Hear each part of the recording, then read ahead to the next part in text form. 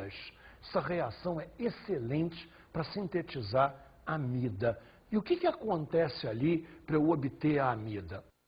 Eu tenho aqui o NH4 com um oxigênio muito perto. 2 hidrogênios se ligam a esse oxigênio e forma-se água. O que sobrou aqui? NH2, porque dos 4 hidrogênios, 2 estão aparecendo aqui na água. Então, RC2O, NH2, que é exatamente o esquema fundamental da amida. Um NH2 ligado em uma estrutura de carbonila, ligado em um C2O.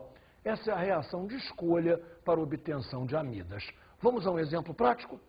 Etanóico mais amônia. Etanóico mais amônia, nosso primeiro passo é o sal. Então, etanoato, ico passando para ato, lembra? Etanoato de amônio, que com um leve aquecimento faz o que eu quero.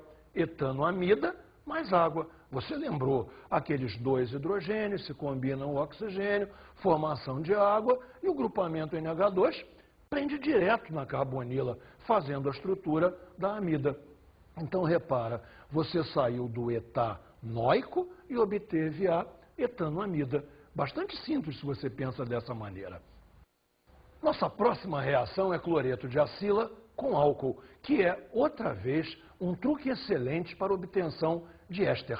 A ideia é a seguinte: os cloretos de acila são mais reativos do que os ácidos, logo vai favorecer a obtenção do éster. Observe no exemplo R1C2OCl, cloreto de acila. Cloreto de acila com álcool. Esse hidrogênio vai sair com esse cloro, formação de HCl. E obtivemos aqui o éster, R1C2O, OR2, está aqui o éster. Ou seja, é uma reação de esterificação também, só que normalmente você obtém um rendimento melhor, devido à maior reatividade dos cloretos de acila em relação aos ácidos correspondentes. Vamos ver um exemplo bonitinho? Cloreto de etanoíla, isso aqui vem do etanóico, cloreto de etanoíla com metanol. O que eu vou obter? Etanoato de metila, está aqui, etanoato de metila. E o reagente secundário? Bem, o reagente secundário é o ácido clorídrico. Claro que essa reação visa obter o éster, não visa obter HCl, evidentemente. Ou seja, novamente estamos dando ênfase nas maneiras de obtenção de éster, devido à enorme importância industrial desses compostos. Vamos a mais uma reação? Éster com amônia. Novamente, já te falei, éster com amônia, reação com amônia, como é que é o nome mesmo? Amonólise. Veja lá, R1C2OR2. Está aqui o meu éster. Reagir com a amônia, reagir com NH3. O que vai acontecer? R2O combina com um hidrogênio, regenera o álcool. R2OH, regenerou o álcool aqui. R1C2ONH2, obtivemos uma amida. Essa reação é interessante, interessante para a obtenção de amidas. Amidas são compostos bastante úteis também. Não tanto quanto os ésteres, mas, sem a menor dúvida, são úteis. Veja um exemplo prático. Etanoato de metila com amônia. Então, eu vou obter a etanoamida. Se você não quiser, não fala esse O. Diz etanamida. E metila, eu vou obter o álcool, eu vou obter o metanol. Tranquilidade? Todo mundo entendeu tudo? Então, vamos ouvir agora um pequeno texto, mas extraordinariamente interessante. Vamos lá. Saponificação é a conversão de matéria graxa em sabão a frio ou a quente. Abrange os sais de sódio ou potássio de diversos ácidos graxos. Você deve estar se perguntando o que é ácido graxo. Nada especial. Um ácido graxo é um ácido orgânico de cadeia bastante longa. Normalmente a fonte deles é a natureza. São as gorduras animais, eventualmente as gorduras vegetais, mas são coisas naturais. E a natureza faz cadeias carbônicas bastante longas.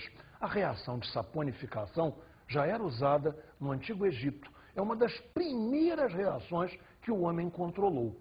Vamos estudá-la com detalhes? Saponificação, então, como nós a entendemos hoje, é a reação de um éster com uma base alcalina, onde o éster é uma gordura ou um óleo, ou seja, um produto natural. Vamos esquematizar a reação. Está aqui o éster, R1, CO, OR2. Normalmente esse R1 é muito longo, não estranhe se aparecerem 15 carbonos, 16 carbonos, isso é normal. Mas uma base alcalina, AlCOH, se usa sódio ou potássio. Essa reação pode ser praticamente a frio, pode ser meio morno, pode ser com algum aquecimento, depende muito de que condições são adequadas para aquele éster, para aquele óleo, para aquela gordura na obtenção do sabão. Mas afinal, o que é o sabão? Está aqui ele, é um sal.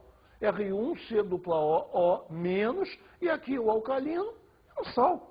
Ou seja, alguma coisa semelhante a um etanoato de potássio. Mas, pelo amor de Deus, não pode ser etanoato. Etanoato são 2 carbonos, é muito pequenininho.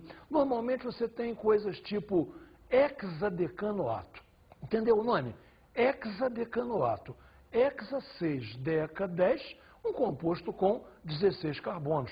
Não é absolutamente nada de estranho. Isso aí, aliás, é um sabão bastante interessante. Hexadecanoato de sódio. Você já tomou banho com isso.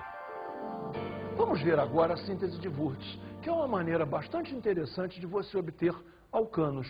Veja como é que funciona. Derivado halogenado, reagindo com sódio. Eu vou ter 2 mols de RX para 2 mols de sódio. Veja que a proporção é 1 para 1, mas para eu entender, eu vou trabalhar com 2 e 2. Sai um X com um sódio, NaX. Sai o outro X com o outro sódio, novamente NaX. 2 mols de NaX. E um R se liga ao outro R, obtendo aqui um RR. O que é um RR? R ligado a um R. Radical com radical? Alcano. Um alcano simétrico, mas ainda além de simétrico, um alcano com um número par de carbonos. Observe o exemplo. 2 de CH3Cl, 2 de clorometano, 2 de sódio, NaCl, NaCl 2 vezes, 2 mols de NaCl.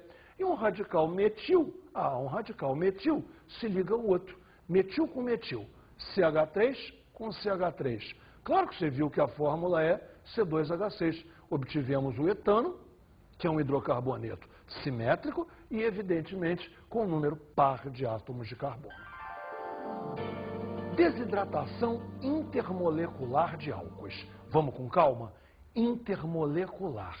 Inter quer dizer entre. Uma confusão internacional, uma confusão entre nações. Então, intermolecular, entre moléculas. Vamos ver como é que funciona.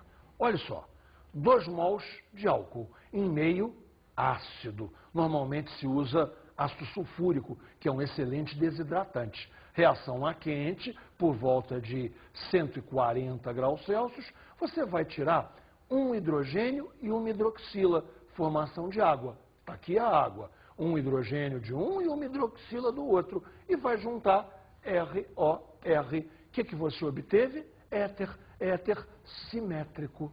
Um éter que tem as 2 partes iguais. Claro que isso é uma desvantagem. A obtenção de éter simétrico só dá éter simétrico. Para a obtenção de qualquer éter, se lembra ainda do nome? Síntese de Williamson. Ok?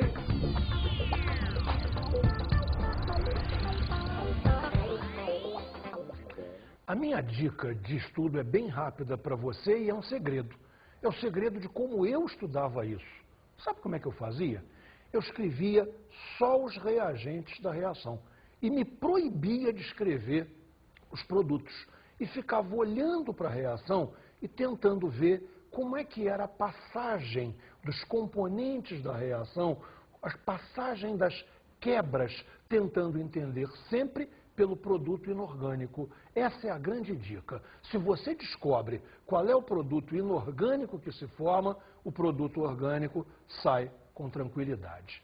Faça umas fichas, escreva os reagentes só os reagentes, e fique tentando entender a formação do produto. Tenha certeza que você vai gostar desse método.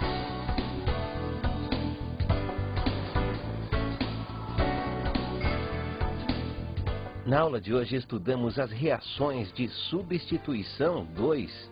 Que são reações de enorme importância industrial. Nós vimos a obtenção de éteres, vimos a obtenção de ésteres, vimos a obtenção de amidas, ou seja, um rico processo de obtenção de produtos orgânicos. E vimos saponificação, éster com base alcalina. Aonde você lembra quem é o éster? Ou um óleo ou uma gordura. E o produto final dessa reação será um sabão. Até a próxima aula.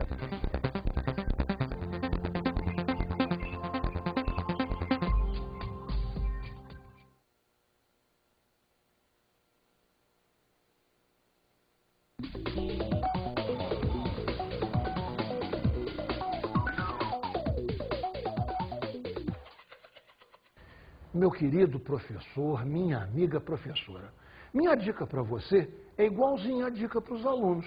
É você incentivá-los a não tentar desenhar para descobrir o que vai dar. Pelo contrário, olhar para os reagentes, entender a mecânica da troca que tem que haver e aí sim desenhar o produto. É sutil. Agora, a dica importante, procurar primeiro o produto inorgânico. Isso torna tudo muito mais fácil. Bom trabalho para todos nós.